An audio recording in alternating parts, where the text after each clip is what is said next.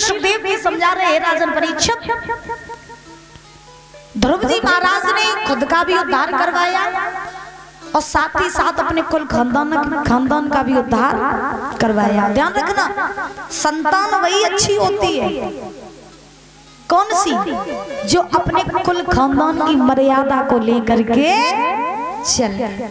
संतान वही अच्छी होती है, जिसने अपने कुल खानदान की मर्यादा ही नहीं जानी, वो संतान कहलाने के लायक नहीं है। ध्यान रखना, अपने बच्चों को संस्कार दिया करो, अपने बच्चों को सिखाया करो, समझाया करो, लाड़ में ना ज्यादा रखा करो। बचपन से ही सिखाओ कि बेटा जितना हो सके जिंदगी ऐसे जियो, जिंदगी ऐसे जियो जिस जिंदगी को जीने में आनंद आए। घर में अगर एक लड़का है तो आप लोग एक लड़के को सर पे बिठा करके रखते हो। अगर आपको लड़का 10 रुपया मांगे तो भाई आप 20 दे दे, और काका कोई बात नहीं लला तुम सब ले जाओ, है तो सब कुछ तुम आओ ही। आप ही लोग कहते हो ना लला तुम सब कुछ ले जाओ, अरे मेरे मरवे के बाद में तो सब कुछ तुम आओ ही है। ध्यान रखना, कहा भी जाता है कि लगा दे आग पानी में जवानी उसको कहते हैं, लगा दे आग पानी में जवानी उसको कहते हैं, और लुटा दे बाप की दौलत हरामी उसको कहते हैं। ध्यान रखना, जो बाप की दौलत पर ऐश करते हैं ना वो महाराज बच्चे अच्छे नहीं होते, वो संतानें कहलाने के लायक नहीं होती हैं। ध्यान रखना, जिंदगी जीने में मजा तब आता है, जिंदगी जीने में मजा तब आता है जब पैसा आपका और ऐसा आपका बाप कर रहा हो, तब जिंदगी जीने में मजा आता है। और तुमने बच्चन को बचपन से ही सिखाओ कि लला सब कुछ है तुम आओ ही, खूब ऐश करो, खूब रुपया उड़ाओ, खूब पैसा उड़ाओ, सब तुम आओ ही। आपकी कमाई हुई धन दौलत उसके काम 10 साल तक आ जाएगी, 20 साल तक आ जाएगी। जब धन दौलत खत्म हो जाएगी फिर का तुम्हारा लड़का भीख मांगे है।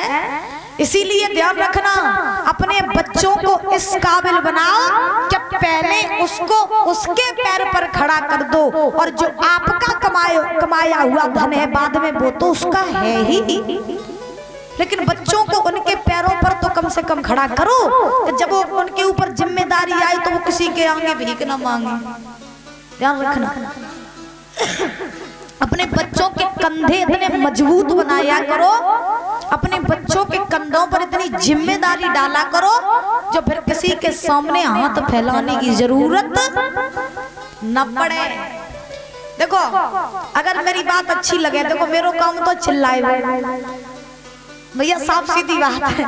हाँ, मेरा काम तो चिल्लाए वो है। सो 7 दिन तक चिल्लाइए, 3 दिन तो ये चिल्ला 4 दिन और 3 दिन रहिए। सो भैया 3 दिन तक और चिल्लाइए, हम तो अपने घर चले जाए चिल्लाए, फिर और कौन चिल्लाइए जाए है? लेकिन मेरो काम है बताए को, आप लोगों को काम है मानवे को, और हम आप लोगों को वही बताते जो हम आजकल देख रहे हैं, क्योंकि मैया आपको बाद में पछताना न पड़े, क्योंकि अपने दुखों के बीज इंसान खुद बोता है। दुख अपने आप नहीं आते, दुखों का बीज मनुष्य खुद बोता है, और जब दुखों का बीज खुद बो लेता है फिर बाद में मूड पकड़ के बैठा प्रभु अब क्या करें। हाँ, तो मेरी बात अच्छी लगे तो मान लियो, और ना अच्छी लगे तो 7 दिन तक फिर मेरी वापस लौट आई थी, सो हम घर ले चले जाइए, ठीक है। हाँ, न पंडाल में बैठे तो ना मूड हलाते रहो कि हाँ ठीक है बात बढ़िया, शास्त्री जी ठीक बात कह रही है, बढ़िया बात, और घरे जाके लीप पोत के सब बराबर कर दे। तो ऐसा न करो। अगर कथा सुनने के लिए आते हो तो यहाँ से कुछ न कुछ सीख करके जाओ। तो महाराज सुखदेव महाराज ने परीक्षित महाराज को ध्रुव जी की कथा सुनाई। सुनाने के बाद में अब परीक्षित महाराज ने प्रश्न किया सुखदेव जी महाराज से, प्रभु हम आपसे एक प्रसंग और सुनना चाहते हैं। बोले कौन सा? तो उसी समय महाराज सुखदेव जी ने जवाब दिया कि वो परीक्षित महाराज ने सुखदेव जी से कहा कि प्रभु हम सुनना चाहते हैं कि इस पृथ्वी पर एक महान राजा हुए जिनका नाम पड़ा हरिश्चंद्र, और मैंने सुना कि उन्होंने अपने जीवन में कभी झूठ नहीं बोला, क्या ये बात सही है? तो सुखदेव महाराज ने जवाब दिया, हाँ राजन ये बात बिल्कुल सही है कि हरिश्चंद्र ने कभी अपने जीवन में झूठ नहीं बोला। तो परीक्षित महाराज बोले अगर ऐसी बात है तो कृपया करके हमें ये पूरा जो हरिश्चंद्र का चरित्र है विस्तार से सुना दीजिए। तब सुखदेव महाराज ने जवाब दिया कि हे राजन हम विस्तार से तुम्हें जरूर सुनाएंगे। एक समय की बात की, हरिश्चंद्र जो थे त्रिशंकु के पुत्र थे, और जब त्रिशंकु के पुत्र थे तो पुत्र होने के बाद में महाराज प्रमाण ये मिला कि राजा हरिश्चंद्र, आप लोगों ने ये सुना होगा कि राजा हरिश्चंद्र ने एक मैतर के यहाँ पर जाकर के जल भरा था। जानते हो ये बात है? हरिश्चंद्र ने मैतर के यहाँ पर जल भरा था जाकर के, लेकिन ऐसा कौन सा कारण था जो हरिश्चंद्र को कालू मैतर के यहाँ पर जल भरना पड़ा? ये बात पता है आप लोगों को? क्यों भरना पड़ा बताओ दादा? नहीं पता? चलो हम बता रहे हैं। इसके पीछे एक कारण था। कौन सा कारण? एक समय ये त्रिशंकु जो थे ये महाराज शिकार खेलने के लिए चले। तो जब शिकार खेलने के लिए चले तो महाराज रास्ते में जब जा रहे थे तो एक गाय महाराज खेत चल रही थी किसान का। तो गाय जब किसान का खेत चल रही थी तो उस समय वो गाय थी गर्भवती, और जब गाय गर्भवती थी तो राजा हरिश्चंद्र ने उस किसान से कहा भैया वो गाय तुम्हारा खेत चले जा रही।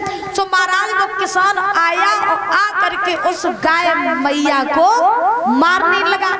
जब उस गाय को मारने लगा तो गाय को इतना मारा कि महाराज गाय को अधमरा कर दिया।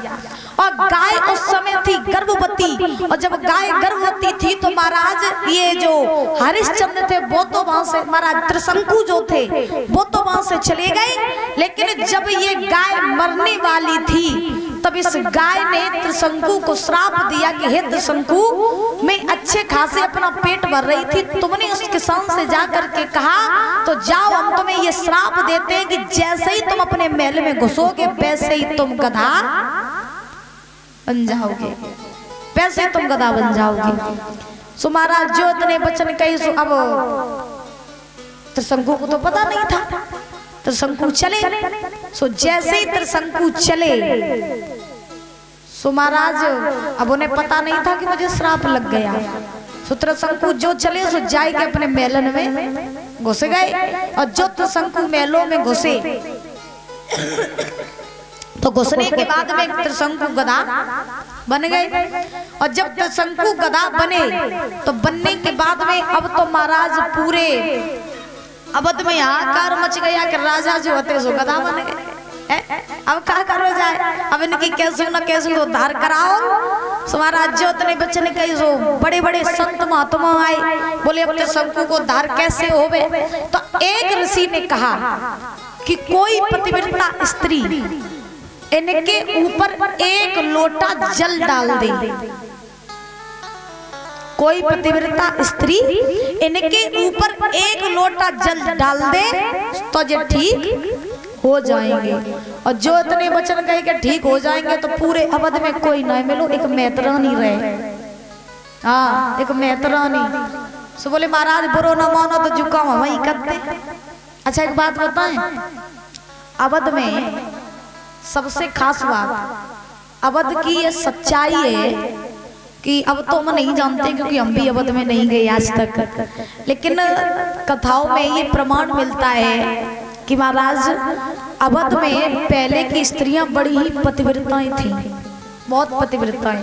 और ये कारण आज का नहीं, ये प्रमाण आज का नहीं, बहुत ऐसे प्रमाण मिलते हैं कि अवध में वास्तव में स्त्रियां पतिव्रताएं थीं। अब उस मैतरानी ने कहा कि महाराज बुरो न मानो तो हम ही जो शुभ काम कर दें। तो बोले जब नेकी और पूछ पूछ जब तुम ही कर दो सोवा मैत रानी एक लोटा जल भर के लाई और लाई के मैत रानी ने त्रिशंकु के ऊपर एक लोटा जल डाल दो। जब त्रिशंकु के ऊपर एक लोटा जल डाला तो वैसे ही त्रिशंकु पुनः ठीक हो गए। तब त्रिशंकु ने उस मैत रानी से कहा कि तुमने मुझे ठीक किया, अब तुम हमसे कोई वरदान मांग लो, कोई वरदान मांग लो। तो महाराज उसी समय उस मैत्रानी ने कहा कि हे राजन, हम तुमसे कुछ वरदान तो नहीं मांगेंगे, लेकिन हाँ हम इतना जरूर चाहते हैं कि एक समय ऐसा हो कि जब तुम्हारे संतान हो तो भाई तुम्हारी संतान मेरे यहाँ आकर के जल भर दे, जल भर दे मेरे यहाँ पर, तो बस तुम्हारा वचन पूरा हो जाएगा। तो त्रिशंकु ने कहा चलो ठीक है ऐसा ही होगा। तब इन्हीं त्रिशंकु के हरिश्चंद्र हुए, और जब त्रिशंकु के हरिश्चंद्र हुए तो होने के बाद में यही कारण था कि हरिश्चंद्र ने अपने पिता की बात पूरी करने के लिए हरिश्चंद्र ने मैत्र के यहाँ पर जल भरा। और ध्यान रखना, एक अबध का प्रमाण एक नहीं अनेक ऐसे प्रमाण हैं। एक तो प्रमाण ये मिलता है, खैर माफ करें कथा में से थोड़ा रामायण की तरफ चलो। एक प्रमाण तो यहाँ तक मिलता है कि जब सीता जी का स्वयंवर चल रहा था, बड़े ध्यान से सुन लेना बुजुर्गों, जब सीता जी का स्वयंवर चल रहा था तो रामायण में ऐसा प्रमाण मिला है कि जनक जी ने सारे राजा महाराजाओं को स्वयंवर के लिए बुलाया, सभी राजा महाराजाओं को, लेकिन अयोध्या से दशरथ के लिए पत्र नहीं भिजवाया, ये नहीं जनक जी ने, क्योंकि जब मिथिलापुरी के जो होते जी महाराज अयोध्या वाले से बहुत डराते थे, बहुत डरते थे। क्यों डरते थे? क्योंकि महाराज एक समय ऐसा हुआ, ये बात आप लोगों को पता नहीं होगी लेकिन हम बता रहे हैं। एक समय ऐसा हुआ कि जनक जी ने जब स्वयंवर के लिए पत्र नहीं भेजा दशरथ के पास में, लेकिन राम और लक्ष्मण जो गए थे ये तो विश्वामित्र जी के द्वारा गए थे मिथिलापुरी में। किसके द्वारा? विश्वामित्र जी के द्वारा। तो प्रमाण यहाँ तक मिलता है कि जनक जी ने दशरथ के पास पत्र क्यों नहीं भेजा, क्या कारण था? कारण ये था कि जनक अयोध्या वालों से डरते थे। क्यों डरते थे? एक समय की हम आपको बात बताएं कि महाराज एक मिथिलापुरी में एक स्त्री थी, और जब स्त्री थी मैया, तो पहले की माताएं बहुत पतिव्रताएं होती थी, आजकल के तो सभी जानती हो कि कैसी हैं। हाँ, आजकल की सभी लोग जो आजकल की ऐसी है कि जौनो पति के पास में पैसा तो न बहुत प्यार हो, और पैसा खत्म सो मरवाए कटवाए के डरवाए दे तो न दूसरो तैयार टाड़। आजकल को जो ये ऐसी पतिव्रताएं हैं। तो मिथिलापुरी में एक स्त्री रहे, सो महाराज वो इतनी बड़ी पतिव्रता, लेकिन उसका जो पति रहे, उस स्त्री का जो पति रहे, सो पर महाराज अपाहिज था दोनों पैरों से और बीमार भी रहता था। तो जब अपाहिज था और बीमार भी रहता था तो दादा एक दिन ऐसा हुआ कि वो स्त्री अपने पति को पीठ पे बैठा लेके, दादा अपने पति को पीठ पे बैठा लेके महाराज एक जंगल से होकर के गुजरी अपने घर के लिए। तो जंगल से होकर के जब अपने घर जा रही थी तो रात हो गई, अंधेरा। तो रास्ते में एक महात्मा जी तपस्या कर रहे थे, तपस्या, और परिजन महाराज जब तपस्या कर रहे थे तो उनके पास में जल का भरा हुआ कमंडल रखा था। और जब जल का भरा हुआ कमंडल रखा था तो रात हो गई, और वो पत्नी अपने पति को अपनी पीठ पे बैठा लेके जैसे ही चली, सो उन महात्मा के पास से ही होके निकली, और जो पास से होकर के निकली तो स्त्री को पैर उनके कमंडल में लग गए, और जो कमंडल से पैर लगा तो वो कमंडल जो रहे सो वही गिर पड़ो, और जैसे ही वो कमंडल गिरा सो पानी के कजू छींटा जो रहे सो महात्मा के ऊपर गिर गए। और महात्मा के ऊपर जैसे ही वे पानी के छींटा गिरे तो महात्मा जी तपस्या कर रहे थे, सो जो तपस्या उनकी महाराज टूटी, जो समाधि टूटी, सो महात्मा जी को क्रोध आया, और जो क्रोध आया तो महात्मा ने क्रोध में आकर के उस स्त्री को श्राप दिया कि स्त्री, आज तूने अपने पति के प्रेम में आकर के अपने पति के मोह में तू इतनी फंस गई कि रास्ते में तुझे तपस्या करता हुआ संत नहीं दिखाई दिया, जा मैं तुझे ये श्राप देता हूँ कि सूर्योदय होने से पहले यही तेरा पति मर जाएगा। समझ में आ रही है? महात्मा जी ने कहा कि सूर्योदय होने से पहले ही तेरा पति मर जाएगा। तब उस स्त्री ने और महात्मा जी से कहा कि अगर तुमने मुझे श्राप ये दिया कि सूर्योदय होने से पहले मेरा पति मर जाएगा, तो जाओ, मेरा भी ये संकल्प है कि अगर मैंने अपने पति की थोड़ी सी भी सेवा की होगी तो सूर्य की इतनी हिम्मत नहीं है जो निकल के दिखा दे। सूर्य की इतनी हिम्मत नहीं है जो निकल के दिखा दे। तो महाराज अब सूर्य भगवान जो रहे सो बेहू डराए गए। तो सवेरा हुआ लेकिन सवेरा तो हुआ लेकिन सूर्य नहीं आए। अब बेहू छुप के बैठे, बोले प्रभु हम नहीं जाएंगे, अगर हम गए तो वहीं जल करके भस्म हो जाएंगे, क्योंकि पहले की जो पतिव्रताएं होती थी उनके अंदर शक्ति बहुत होती थी, ध्यान रखना, बहुत शक्ति होती थी। सूर्यदेव छुप के बैठे गए, बोले हम नहीं जाएंगे, अगर गए तो जल के भस्म हो जाएंगे। अब सूर्य नहीं निकल रहे, एक दिन नहीं, 2 दिन नहीं महाराज, बहुत दिन हो गए सूर्य नहीं निकले। और जब नहीं निकले तो उसी समय महाराज ध्यान रखना, आज पूरी मिथिला में शोर मच गया कि सूर्य भगवान तो दर्शन ही नहीं दे रहे। तो जो महाराज शोर मचा, सो जनक जी ने देखा कि देखो भैया पता लगाओ कि सूर्य काहे नहीं निकल रहे। तो 2-4 लोग गए, उन्हें पता चला कि प्रभु एक स्त्री और एक महात्मा के बीच में जंग फंसी है सूर्य को लेके। अब बोलो क्या करें? सो जनक जी पहुंचे उन्हीं महात्मा के पास और उसी स्त्री के पास। और जब उसी स्त्री के पास में पहुंचे, जब पूरी बात जनक जी को पता चली, तो जनक जी महाराज ने उन्हीं महात्मा के हाथ जोड़े।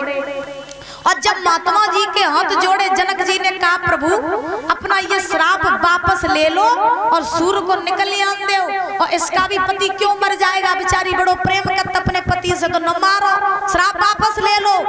तब उन महात्मा जी ने कहा कि देखो जनक, अब ये श्राप तो मैं वापस नहीं ले सकता हूँ, लेकिन एक उपाय जरूर है। जनक जी बोले उपाय बताओ। तो महाराज उन महात्मा ने कहा कि कोई भी पतिव्रता स्त्री, महात्मा जी ने कहा कि कोई भी पतिव्रता स्त्री अगर आए और कच्चे घड़े में, ध्यान रखना, कच्चे घड़े में, जो कच्चा घड़ा है उस कच्चे घड़े को कच्चे धागे में बांध के, समझ में आ रही है ना? महात्मा जी ने कहा कि कोई भी पतिव्रता स्त्री कच्चे घड़े को कच्चे धागे में बांध के और कुआं में से जल भर के और इस पुरुष के ऊपर डाल दे तो ये ठीक हो जाएगा, ये ठीक हो जाएगा। जनक जी ने पूरी महाराज राज्य में खबर पहुंचाई दी कि ऐसी कोई स्त्री मिल जाए जो कच्चे घड़े को कच्चे धागे में बांध के कुआं में से जल निकाल के ऊपर डाल देवे। अब जब कोई होवे पतिव्रता तब तो डाले। सो खबर पहुंची अयोध्या में कि कोई पतिव्रता मिल जाए। सो महाराज अयोध्या में जो खबर पहुंची तो कौशल्या ने दशरथ से कही प्रभु अगर तुम बुरो न मानो तो क्या हम चले जाए? तो दशरथ जी बोले तुम चले जाओ। तो एक मैतरानी आई, मैतरानी आई। सो मैतरानी ने दशरथ जी से कही प्रभु अगर तुम बुरो न मानो तो जी छोटो सो काम लाओ हम ही करे आए। महारानी काय को परेशान हुई, काम है छोटो सो तो लाओ जो हम ही करे आए। सो दशरथ जी बोले ठीक है तुम चली जाओ। तब